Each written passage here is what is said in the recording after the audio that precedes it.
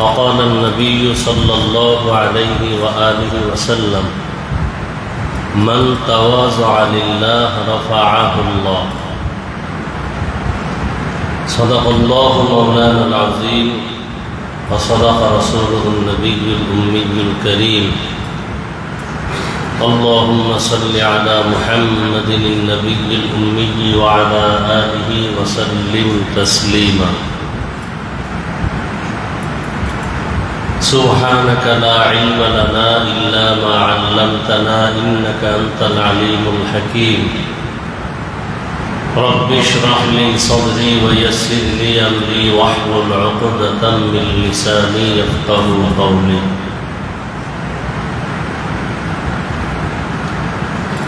আল্লাহ পাকের দরবারে শুকর যে আল্লাহ আমাদেরকে সুস্থ রেখেছেন আলহামদুলিল্লাহ। হাজারো লাখো মানুষের মধ্য থেকে আল্লাহ বাছাই করে আমাদেরকে কলমের ইসলাহের এই বরকতি মজলিস আহলুল্লাহের মজলিসে আল্লাহ আমাদেরকে কবুল করেছেন। আর একবার শুকর আদায় করি আলহামদুলিল্লাহ।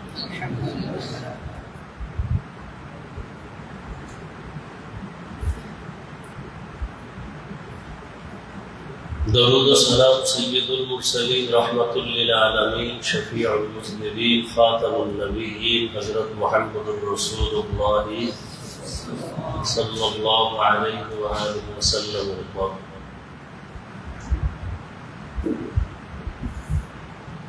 সর্বোপরি আমি শুকর আদায় করি যে আল্লাহ আমাকে দ্বীনের খেদমতের জন্য আপনাদের দোয়া নেওয়ার জন্য আল্লাহ সুযোগ করে দিয়েছেন।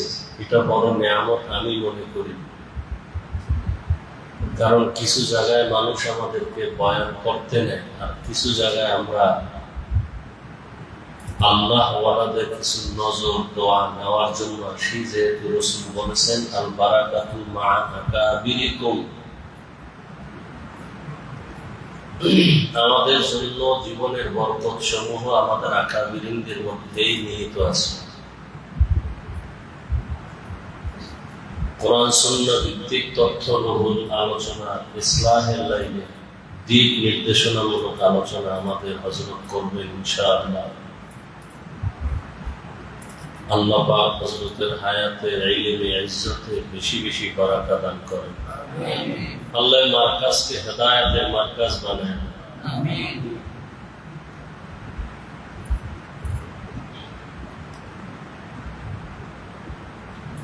আমি সংক্ষেপ দু চারটি কথা বলার নিয়তে কোরআনে হাকিমের এক আয়াতাংশ তেলাওয়াত করেছি। নবীজির হাদিস থেকে এক টুকরো হাদিস পড়েছি। ইখলাস ও রুহানিয়তের সমন্বয়ে কিছু কথা বলার মতো, শুনবার মতো আল্লাহ আমাকে আপনাদের সকলকে তৌফিক দান করেন।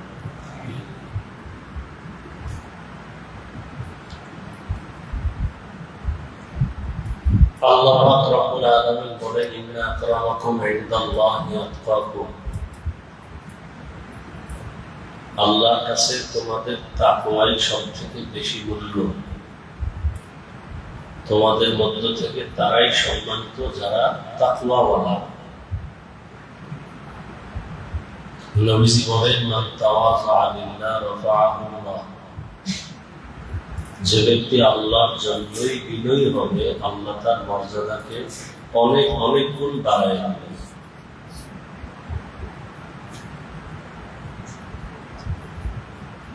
আল্লাহ রাব্বুল আলামিন যাহা কিছু সৃষ্টি করেছেন এগুলো হলো এক বচনে মাখলুক, বহু বচনে মাখলুকাত।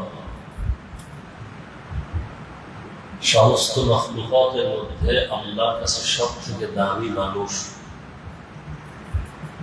ওয়ালাকাদ কাররামনা বানি আদম, এই মানুষের জন্যই যাহা কিছু আল্লাহ সৃষ্টি করছেন। পৃথিবী মানুষের জন্য। আর দুনিয়া খুলিকাত লাকুম ওয়া আন্নাকুম খুলিকাতুম লিল আখিরাহ,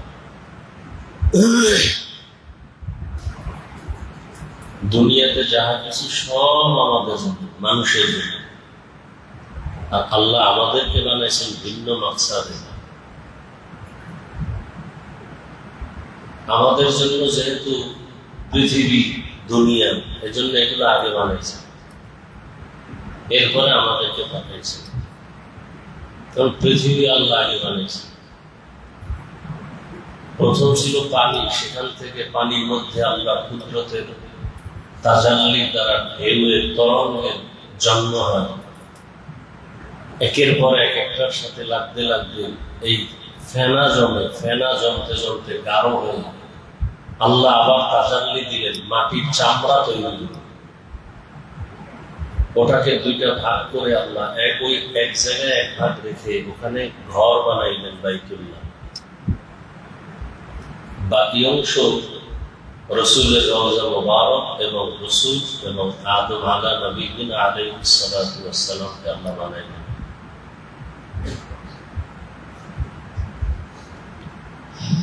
দুনিয়াতে এখনো আদম নবী আসেন নাই, 2000 বছর পরে আসবেন। জমিনটা ঠিকঠাক আছে কিনা আল্লাহ এটা ঠিক বোঝার জন্য, বোঝানোর জন্য, বিচরণ করার জন্য আদম নবী দুনিয়াতে আসা 2000 বছর আগে জিন আসছে জমিন। ইবনে কাসির রাহমাতুল্লাহ আলাইহি বলেন, এই জিন আসার আগেও আরো প্রাণী এই জগতে বসবাস করত, এরা মুকাল্লাফ বিশ-শারা'আ। সেই প্রাণীর নামও লেখছেন আল-হিন আল-বিল। এরপরে আদম নবীকে পাঠাইছেন। পৃথিবী নামক গ্রহের মধ্যে আদম নবী যেখানে আসছেন, তদানীন্তন সময়ের সেই জায়গা বর্তমান ভারত বলি বা হিন্দুস্তান বলি, নূহ নবীর সন্তান হিন্দ, এর নামে হিন্দুস্তান। এটা ভারত এমন একটা বরকতি জমিন যেখান থেকে পৃথিবীর ইতিহাসের শুরুতে হজ শুরু হয়েছে। পৃথিবীতে প্রথম হজ শুরু হয়েছে ভারতের জমিন থেকে। আবুল বশর আদম আলা নবিয়িনা ওয়া আলাইহিস সালাতু ওয়াস সালাম এখান থেকে পায়ে হেঁটে গিয়া 40 বার গিয়া বাইতুল্লাহ হজ করছেন আদম আলাইহিস সালাম। তাহলে ভারতের জমিন ওই ভাগ্য জমিন, ওই দামি জমিন যেখান থেকে প্রথম ইতিহাসে পৃথিবীর হজ শুরু হয়। তাহলে এটা মুসলমানের জমি, আমরা এটাকে বাদ দিয়ে হিন্দুদের ভাগে পালাই দিচ্ছি। এটা আমাদের জমি এবং এটা আমাদের গর্বের জমি। মুসলমানের ইতিহাস ভারতের মাটিতে এখনো জানানো আছে। দিল্লি রাজধানীতে কুতুব মিনার দাঁড়িয়ে আছে আজ। মুসলমানের ঐতিহ্য, মোগলদের ইতিহাস, দিল্লি শাহী জামে মসজিদের খতিব শাহ ওলিউল্লাহ মুহাদ্দিস দেহলভী রহমতুল্লাহ আলাইহি আমাদের ঐতিহ্য। একটা জাতিকে দুর্বল করার জন্য ইতিহাসকে ভুলায় দেওয়া, এটা একটা পরের পথ। হিন্দু জাতি মাথা উঁচু করতে পারে না, ওদের ইতিহাস জানে না। আর আমাদের মুসলমান জাতি ইতিহাস অগ্নি ঝরায় করে আসে। এ কারণে আমরা বুক ফুলায় সারা দুনিয়াতে চলি। আমাদের সামনে দাঁড়িয়ে কথা বলার সাহস নেই। যতটুকু সাহস পায় আমাদের মধ্য থেকে কিছু নেফাকি অন্তরওয়ালাদের কারণে। কই বাংলাদেশে দাঁড়িয়ে কোনো হিন্দু, কোনো বৌদ্ধ, কোনো ইহুদি, কোনো খ্রিস্টান বলে নাই কওমি মাদ্রাসায় জঙ্গি প্রযোজন কেন্দ্র, মক্তব বন্ধ করে দাও। টুকটাক যা বলেছে নেফাকি অন্তরওয়ালাদের থেকে সুযোগ গ্রহণ করে এরপরে বলার সুযোগ পেয়েছে। না পাইতো না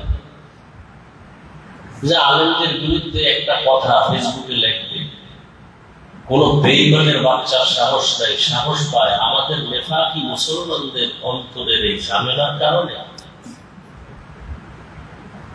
আমি তো কালকেও চ্যালেঞ্জ দিচ্ছি এক মাহফিলে, বাংলাদেশের জন্য ক্ষতি করেছে, সরকারের ক্ষতি, দেশের ক্ষতি, ইসলামের ক্ষতি, এই তিনটা ক্ষতি করছে কোন কওমির কারণে। প্রমাণ দাও, আমি কওমির বিরুদ্ধে রাস্তায় নেমে যাব।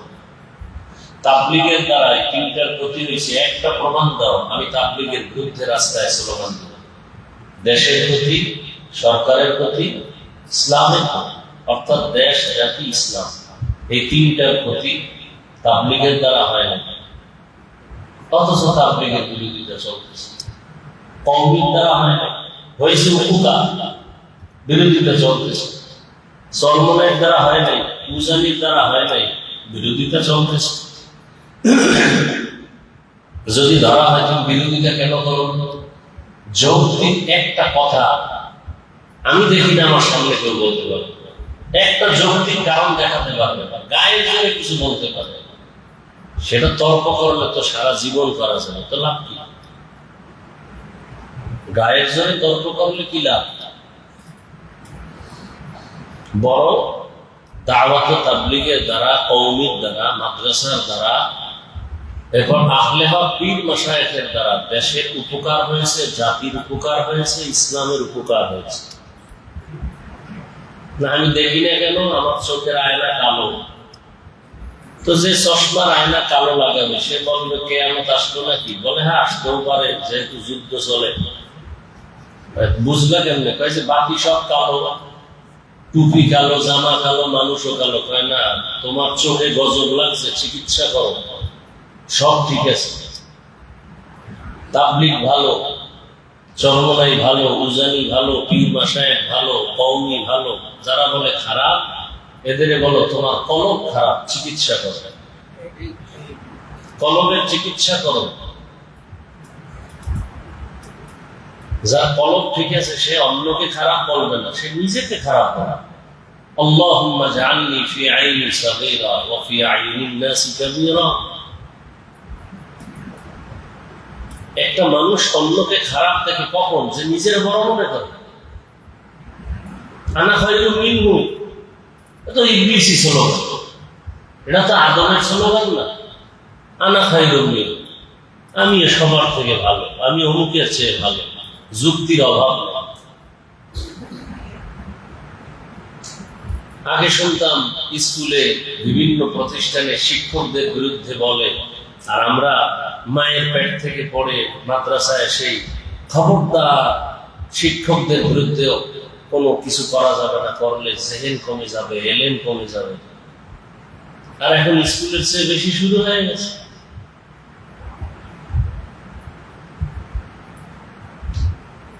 আর ধ্বংস হয়ে যেতেছে।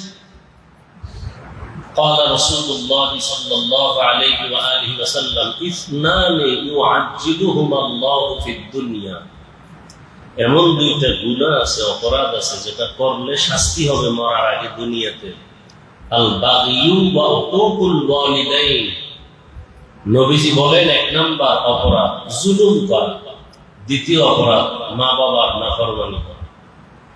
জুলুম তিন প্রকার।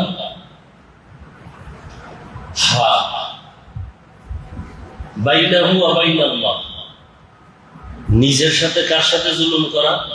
আল্লাহর সাথে। আল্লাহর সাথে জুলুমের বড় জুলুমের নাম শিরক। ইন্না শিরকা লাযুলমুন আযীম। আর এক জুলুম নিজের সাথে,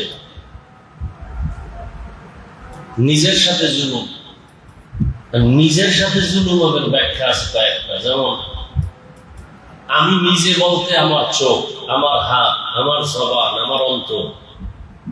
আল্লাহ হাত দিচ্ছেন যে কাজের জন্য, যে ডিউটির জন্য, ওই ডিউটি হাত দিয়া না করা হাতের জুলুম। আল্লাহ চোখ দিচ্ছেন যে কাজের জন্য, চোখ ওই কাজে ব্যবহার না করা চোখের জুলুম।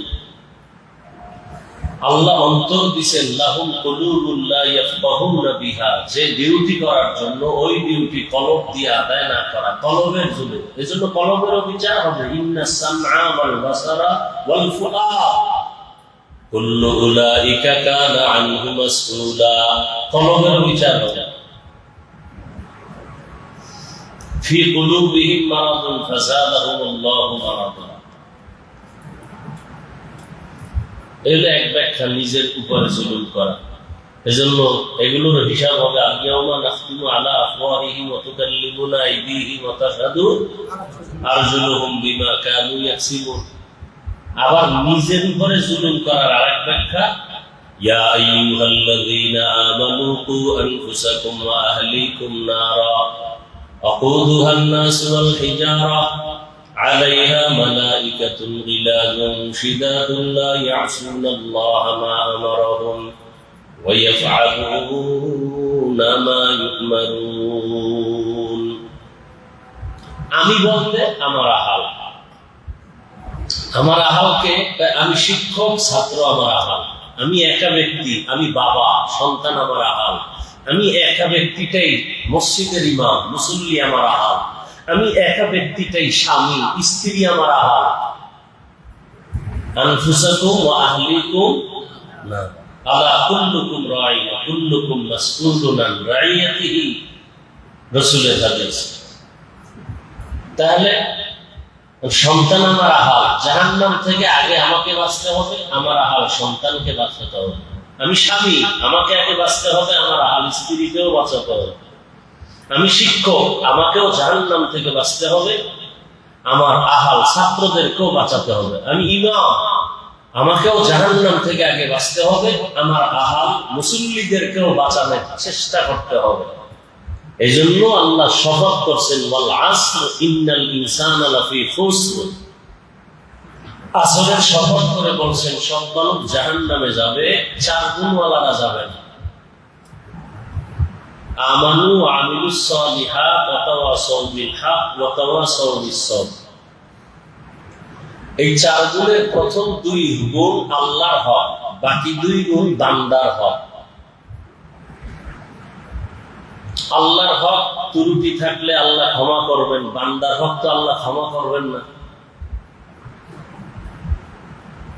তাহলে আমার হক, আমি আল্লাহর হক যতটুকু আদায় করলাম, ঈমান আনছি, নেক আমল করছি, এবার ঈমান আমলের দাওয়াতটা পরিপূর্ণ অন্যকে দিতে হবে।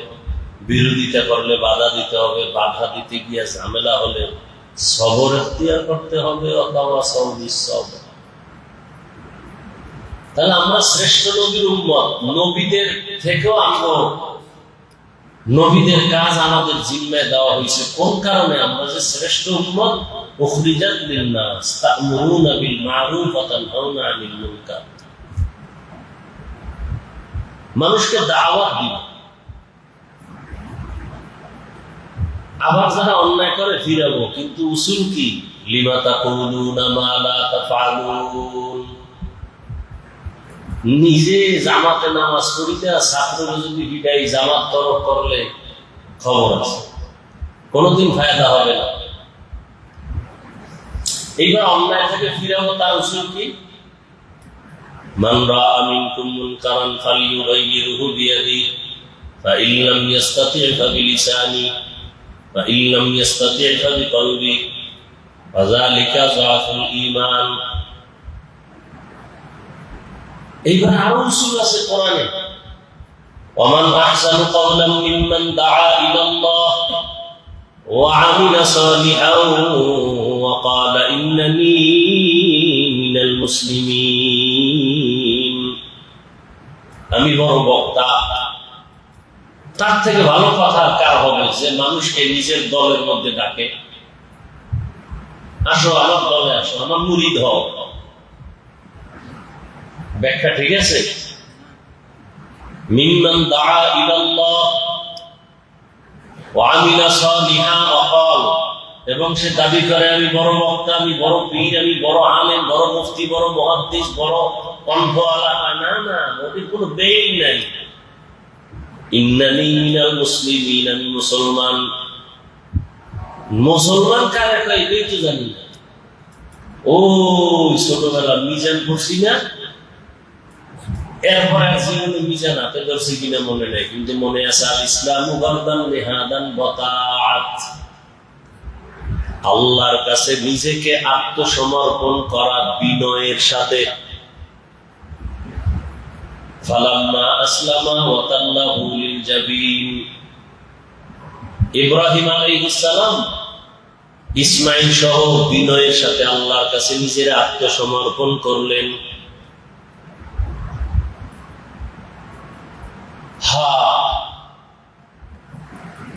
পাকিস্তানের মুফতি শফি রহমাতুল্লাহ আলাইহি তার একটি বয়ান দেখছি, ফেরাউন যখন দাওয়াত দিতে গেছে আরে মুসা নবী যখন দাওয়াত দিতে গেছে ফেরাউনকে, তখন আল্লাহ পাক সবক দিয়ে দিয়েছেন মুসা নবী।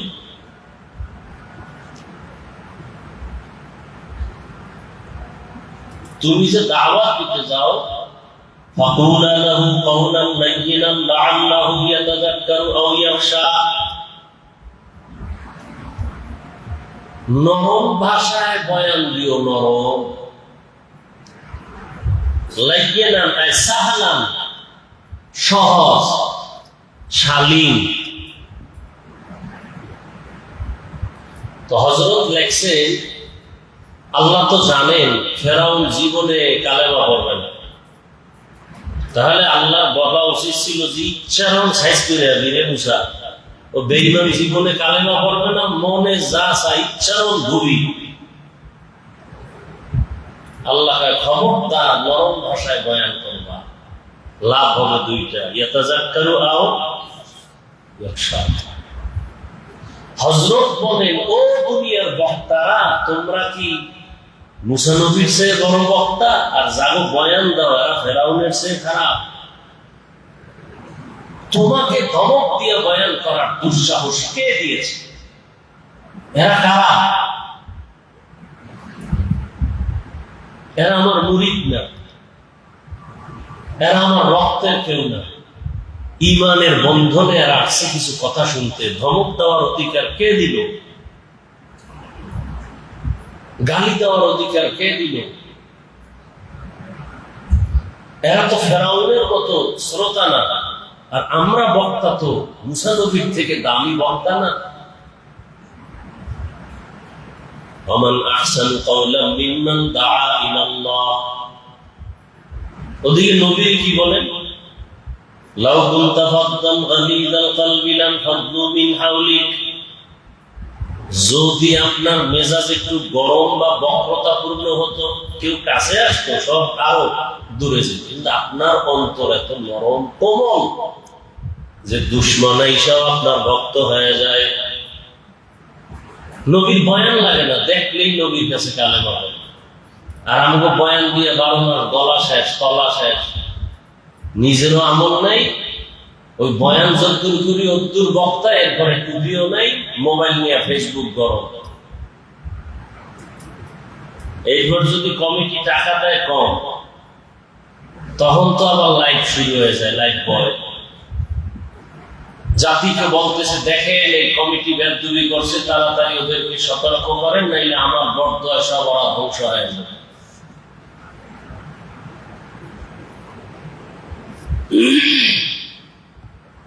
বড় কঠিন হালাত। আমি মাঝে মাঝে বলি, মুরব্বী আল্লাহওয়ালা এদের কথা মানিয়েও নিজের ইমান আমল জাহের বাতেন ঠিক রাখতে পারি না। যারা মুরব্বী মানেই না, এর উপায় কি?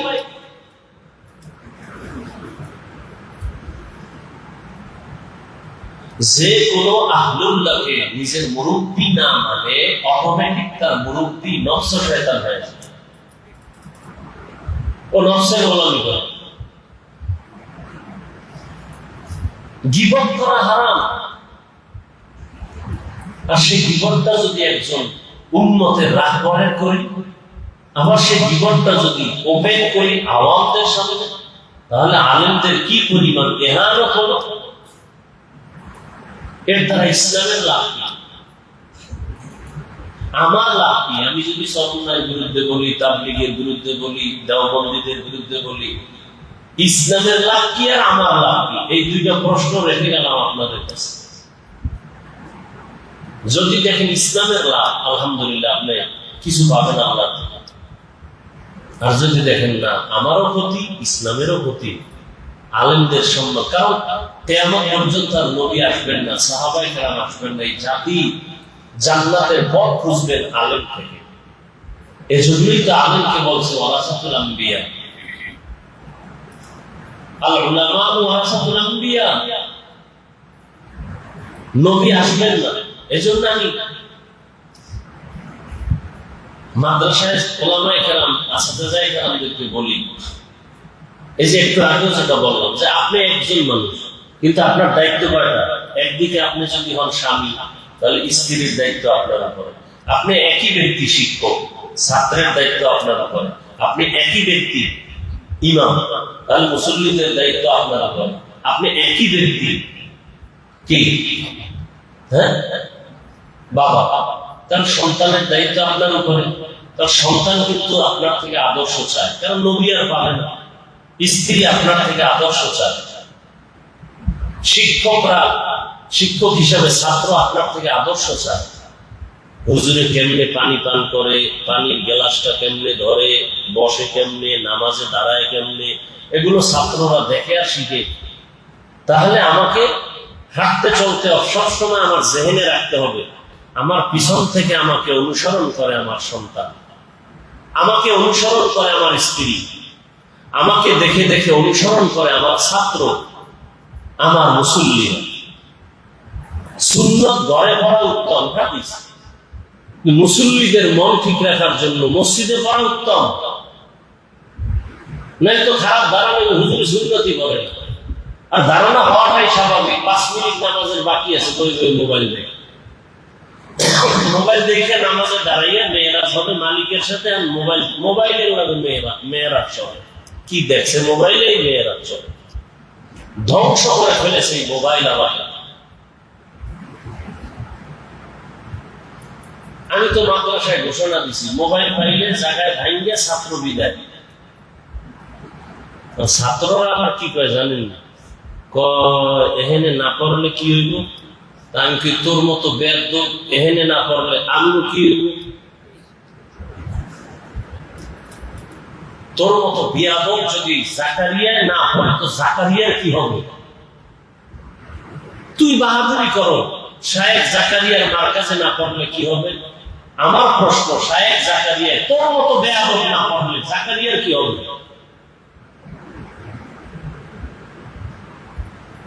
একবার আদব খুলছিলাম মাদ্রাসায়, এটা আরো বেদ হয়, বাদ দিয়ে দিচ্ছি।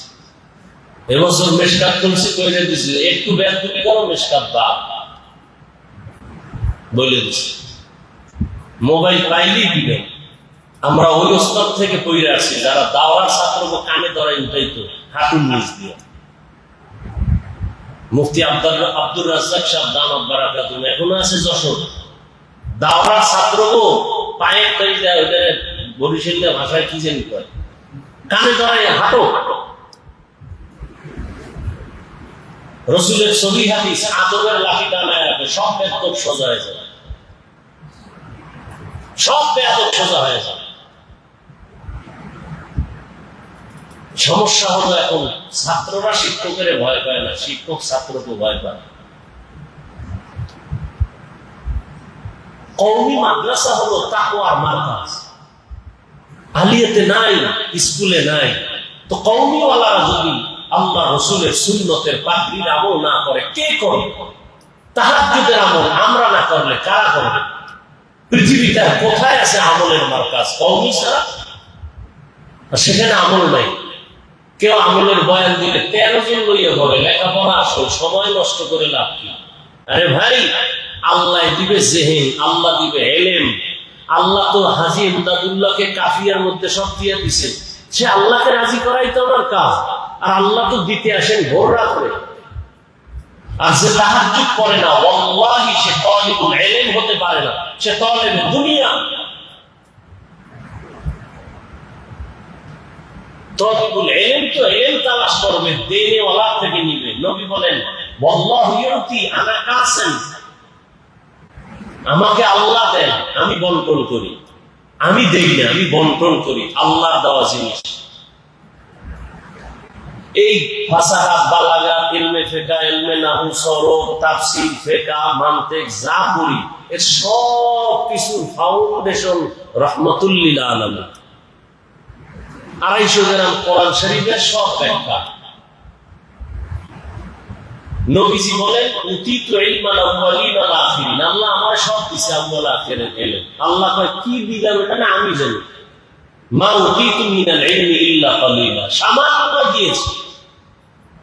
কথা কি পরিমাণ আল্লাহ আপনার কাছে জমা, কয় কোনো সীমানা নেই। কথা দিবেন না, চাইতে হয়। কেমনে? রব্বি জিদনি তো নবীকে যদি আল্লাহ বলেন চাও, তা আপনার আমার কি পরিমাণ চাওয়া উচিত? আল্লাহ। এই জন্য আল্লাহ পাক রব্বুল আলামিন শক্ত জমিনে ফসল হয় না, নরম জমিনে ফসল হয়। শক্ত অন্তর, অহংকারী অন্তরে ইলমের নূর আসে না। যাদের দিল নরম, বিনয়ী, আল্লাহ এদের মধ্যে বেশি ইলমের নূর দান করেন, রহমত দান করেন, বরকত দান করেন। আর দিলকে নরম করার জন্য একমাত্র আমল তাহাজ্জুদের, ভোর রাত্রে আল্লাহর সাথে যোগাযোগ করা, কান্নাকাটি করা, গভীর রজনীতে। তাহাজ্জুদের সব থেকে বড় ফলাফল দিল নরম হবে। দিল নরম হলে চোখে পানি আসবে। আর তাহাজ্জুদে উঠার মতো মন মানসিকতা তৈরি করার জন্যই আহলুল্লাহদের দোয়া, আহলুল্লাহদের নজর, আল্লাহওয়ালাদের নেক নজর ছাড়া কোনোদিন সম্ভব না। দুনিয়াতে কেউ বড় হতে পারে না বড়দের পিছনে সময় না দিয়া। তা আখিরাতের লাইনে কেমনে হবে? এই জন্য আল্লাহর কাছে সব থেকে বড় দামি তাকওয়াওয়ালা। আর যে গাছে ফল বেশি হবে, ওই ফল গাছটা নত হয়ে থাকে। যার মধ্যে আল্লাহর ভয়, তাকওয়া বেশি, সে অহংকারী হয় না, বিনয়ী হয়। আর এজন্য একা একা সম্ভব না। আহলুল্লাহদের নেক নজর, সোহবত, দোয়া। আলহামদুলিল্লাহ, আল্লাহ পাক, আমি মাঝে মাঝে বলি, নিজের ভুল নিজে ধরতে পারা এটা একটা নিয়ামত। যদি নিজের ভুল নিজে ধরতে না পারে, এটা তার জন্য একটা ক্ষতির কারণ। আর একটা হলো কেউ ভুল ধরাইয়া দিলে স্বীকার করা, এটা আর একটা নিয়ামত। আপনার মধ্যে কোনটা আছে? আপনি নিজের ভুল নিজে ধরতে পারেন, না কেউ ধরাইয়া দিলে আপনি স্বীকার করেন? কোনটা আছে নিয়ামত আপনার মধ্যে? আলহামদুলিল্লাহ, আমি নিজের ভুল নিজে ধরতে পারি এবং শুকর আদায় করি যে আমার পেছনে ভুল ধরাইয়া দেওয়ার মতো মুরব্বী আছে। এটা আমার আর একটা নিয়ামত। একটা বাচ্চা রাস্তা দিয়ে হাঁটে, ও তো চিন্তা করে না যে পিছলায় পড়ে যাবে। ওর পেছনে যদি একটা গার্ডিয়ান থাকে, কোনো ভয় নেই, ও দৌড় দিবে, গার্ডিয়ান নজর রাখবে। তাহলে আমি দৌড়াচ্ছি দুনিয়ার সমুদ্রের মধ্যে, নফসানিয়াতের সমুদ্রের ভেতরে, শোভাতের সমুদ্র, নফসানিয়াত, খাহেসাতের সমুদ্রে দৌড়াচ্ছি। পেছনে যদি একজন আহলুল্লাহ থাকেন, তাহলে আশা করা যায় আমি ক্ষতিগ্রস্ত তেমন হব না। ক্ষতির মধ্যে গেলেই আমাকে পিছন দিয়ে ধরে রাখবেন। তাহলে যার মুরব্বী নাই, ফাসারাত দুনিয়া ওয়াল আখিরাহ, দুনিয়াও বরবাদ, আখিরাতও বরবাদ। এই জন্য নিজের ভুল নিজে ধরতে পারা, এটা যদি নাও থাকে, অন্তত পিছন থেকে কেউ ধরায় দেওয়ার মতো ব্যক্তি থাকা। আলহামদুলিল্লাহ, আমাকে তো টেলিফোন করে, এই হাফিজ ভাই, আপনি এবার একটা পড়ছেন, এটা এরকম না। আপনি এই যে একটা শার পড়ছেন, কবিতা পড়ছেন ফার্সি, এটা এরকম না। আর আমি আল্লাহর কাছে তো চাই, নবী যদি আল্লাহর কাছে চাইতে পারেন, তা আমি চাইতে পারবো না কেন? নবী আল্লাহর কাছে ইলম চাইতেছেন, উম্মতকে বলতেছেন, ইজা সাআলতা ফাসআলিল্লাহ ওয়া ইজা ইসতাআনতা ফাসতাঈন বিল্লাহ। আর আল্লাহ তো দেওয়ার জন্য ভোর রাত্রে আসেন প্রতিদিন। যারা আমরা তালিবুল ইলম চাই, আমরা তো ওই সময় আল্লাহর থেকে চাই নিতে হবে। এই জন্য আমি বলি, যারা তালিবুল ইলম, তারা তাহাজ্জুদ পড়বে, ভোর রাত্রে আল্লাহর থেকে নিবে। যারা তাহাজ্জুদ পড়ে না, এরা তালিবে দুনিয়া, তালিবুল ইলম হতে পারে না, এরা তালিবে দুনিয়া। আর যে তাহাজ্জুদ পড়বে, আল্লাহ পাক তার দিল নরম করবেন, আমলে বরকত দিবেন। এক মাদ্রাসা, নাম করা মাদ্রাসা, মুরব্বিও বড়, আমাদের বাংলাদেশে এখনো জিন্দা আছে, নাম বলা যাবে না। ওই মাদ্রাসায় ছাত্ররা সারা রাত মোবাইল চালায়, ক্লাস টাইমে ঘুমায়। হুজুরের একটা ক্লাসে আসে না কেন? রাত্রে তাহাজ্জুদ করছে, অসুস্থ।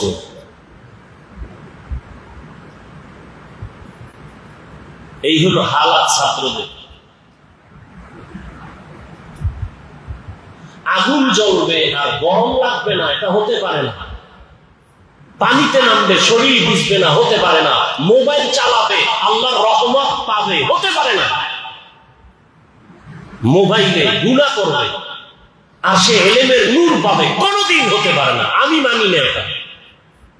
সে কোনোদিন আলেম হতে পারবে, মুফতিও হতে পারবে, মুহাদ্দিস হতে পারবে, কিন্তু আল্লাহর কাছে সফল ব্যক্তি হতে পারবে না। কত মাওলানা মিশকাত কইরা মাওলানা হইয়া মুফতি হইয়া হালাক হয়ে গেছে, লাইনচ্যুত হয়ে গেছে। একমাত্র কারণ নফসকে আপন বানায় নিছে, মুরব্বী বানাইছে, কোন আলুল্লাহকে বানায় না। এজন্য নবী বইলে গেছেন, আল বারাকাতু মা আকাবিরিকুম। আল্লাহ আমাদেরকে, হুজুরকে একটু আগেও বলছি, মহব্বতের সাথে ওলামায়ে কেরাম কোথায় যাবে, জায়গা পায় না।